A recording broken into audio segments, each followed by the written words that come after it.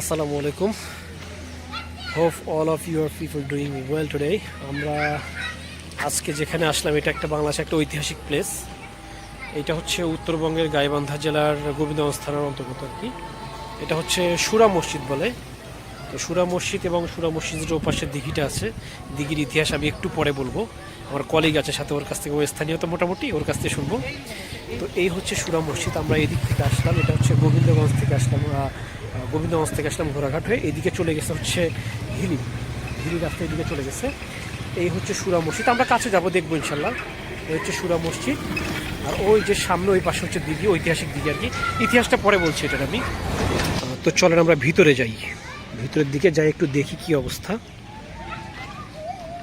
ছোট বাচ্চা কাচ্চারা খেলছে এখানে। অনেক পুরাতন মসজিদ, অনেক পুরাতন, এবং আর্কিটেকচারটাও পুরাতন। সব কথা বড় কথা হচ্ছে আমি আরেকটা মসজিদ ইনশাল্লাহ যাবো, ওটা আমার বাড়ির কাছে, ওটাকে মাস্তা লাল মসজিদ বলে। ওইটাতে অনেক সংস্কার করে নতুন কিছু অ্যাড করা হয়েছে, কিন্তু এই মসজিদটাতে নতুন কোনো কিছু অ্যাড করে না। একদম পুরাতন যে একটা ফিল, পুরাতন যে একটা লুক, একদম সেম রাখা হয়েছে। এটাই সবচেয়ে ভালো বিষয় এখানকার। এখনও নামাজ পড়ে, এই যে মসজিদে নামাজ পড়তে যাচ্ছেন ওনারা। সামনে দুইটা ফলক আছে বড় বড়, আমি এই দিকটাতে যাই। তো এই দুইটা হচ্ছে সামনের ফলক, মানে ঢোকার রাস্তা অ্যাকচুয়ালি, এটা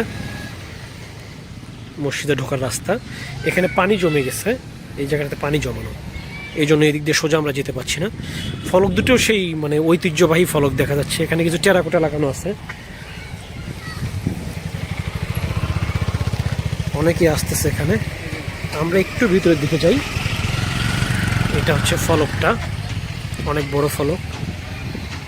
এখানে এই যে বেশ কিছু পুরাতন এই যে টেরাকোটা দেখা যাচ্ছে, মাটির টেরাকোটা। ওই যে ওখানে একটা এখানে লেখা আছে মসজিদ আল্লাহর ঘরের পবিত্রতা রক্ষা করুন, জুতা খুলে প্রবেশ করুন। তা তো অবশ্যই এটা একটা পবিত্র জায়গা, এখানে জুতা খুলেই প্রবেশ করা উচিত। আমরা একটু ভিতরের দিকে যাই, আমার কলিগ যাচ্ছে ভিতরে, জুতোটা খুলে ফেলি।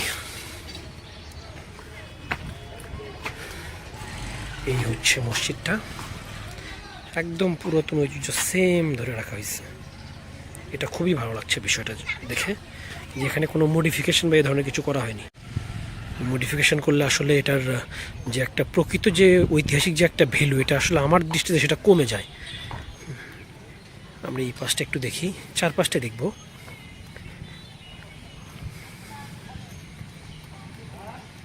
খুবই সুন্দর আসলে। সেই সময়ে এগুলো কিন্তু এই যে সব মাটির ফলক লাগানো, এই যে দেখেন এখানে মাটির ফলকগুলো, অ্যাকচুয়ালি এগুলো হচ্ছে মাটির ফলক লাগানো। মানে এত যুগ আগে এটা আসলে এত সুন্দর হাতের কাজ মানুষ জানতো, চিন্তা করারও যায় না আসলে। এটা হচ্ছে মসজিদের সামনের দিকটা। এখানে হচ্ছে মেম্বার সম্ভবত, যেখানে ইমাম আর কি দাঁড়ায়।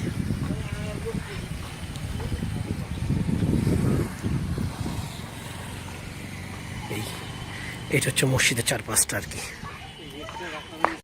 তো ও হচ্ছে আমার কলিগ, ওর কাছ থেকে কিছু জানবো। একটা বিষয় আমি দেখতে পাচ্ছি যে মসজিদের ঢোকার আলাদা একটা রাস্তা আছে, এই জায়গায় একটা গেট, ওই পাশে আর একটা গেট। এই গেটটা কেন রাখা হয়েছে আসলে?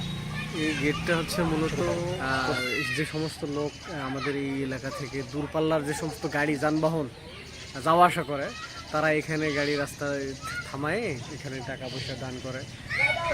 তারপরে আপনার হচ্ছে স্থানীয় লোকজন যে কোনো কিছু মান্যত যেটা করে, ধর্মীয় ইস্যুতে যদি কোনো কিছু নিয়ত করে, সেটা এখানে একটা সিন্নি দেওয়ার, এখানে মিলাদ দেওয়ার একটা প্ল্যান। আচ্ছা, মিলাদ বা সিন্নি দেওয়ার প্ল্যান।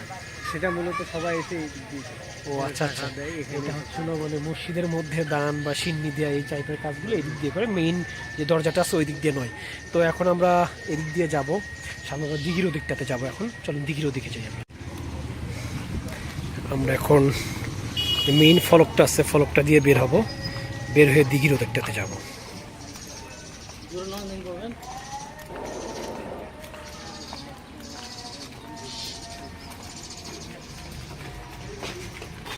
তো আমরা এখান থেকে বের হলাম, বের হয়ে এখানে দেখতে পাচ্ছি মসজিদের গেটের সামনেই সুরা মসজিদ লেখা দেখতে পাচ্ছেন। এখানে মানে মসজিদের আয়তন সবকিছু মিলে সবকিছু মোটামুটি লেখা আছে। এই হচ্ছে মোটামুটি ডিটেইল তথ্য, বাংলা এবং ইংরেজিতে দুইটাতে লেখা আছে।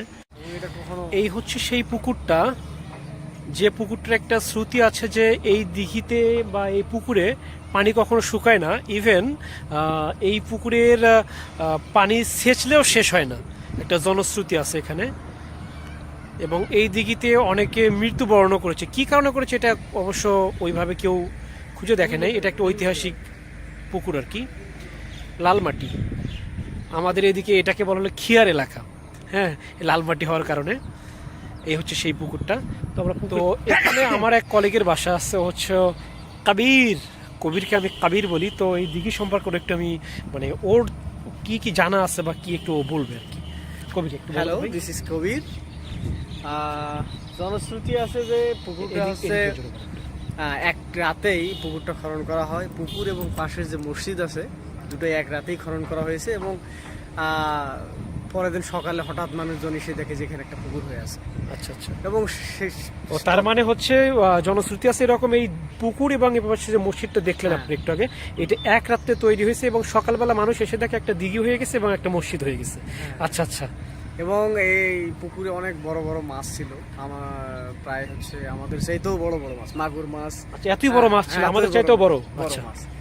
এবং সেই মাছের লোভে অনেকজন শোনা গেছে যে হচ্ছে এখানে রাতে চুরি করে মাছ ধরতে আসছে, জাল নিয়ে আচ্ছা, নামার কারণে মারা গেছে। ও আচ্ছা, তারা মানে বড় মাছের লোভে অনেকে এখানে মাছ ধরতে আসছে চুরি করে, কিন্তু তারা কি ওইখান থেকে ফেরত যেত না, সবাই মারা যেত আর কি। হ্যাঁ। আচ্ছা এবং আচ্ছা। হচ্ছে এটা কোনোদিন কেউ সেচ দিতেও পারেনি, হ্যাঁ, এবং শুকায়নি আমাদের। আচ্ছা, যেটা বলছিলাম আর কি, এটা কখনো শুকায় না বা এটা সেচ দিয়েও পানি শেষ করতে পারে না আর কি, এরকম একটা জনশ্রুতি এখানে আছে। তো এই হলো সেই পুকুরটা। তবে আমরা কেউ জানে যে এটা হচ্ছে আমাদের মুঘল সম্রাট যে আপনার সম্রাট শাহজাহানের দ্বিতীয় পুত্র শাহ সুজা। আচ্ছা, সম্রাট মুঘল সম্রাট শাহজাহানের দ্বিতীয় পুত্র শাহ সুজা। হ্যাঁ, শাহ সুজার আমলে এটা হয়েছে, শাহ সুজার আমলে এটা হয়েছে। আবার কেউ কেউ বলে যে এটা হচ্ছে ঐতিহাসিক ভাবে ওই এক রাতে জিনেরা তৈরি। ও আচ্ছা, অনেকেই এটা আবার বলে, ওটার দুইটা শ্রুতি আছে, একটা হচ্ছে সম্রাট শাহজাহানের ছেলে শাহ সুজা তৈরি করেছে, আর একটা জনশ্রুতি আছে জিনেরা তৈরি করেছে এক রাতের মধ্যে। এই আর কি, এটা জনশ্রুতি। বিশাল দিঘি অবশ্য।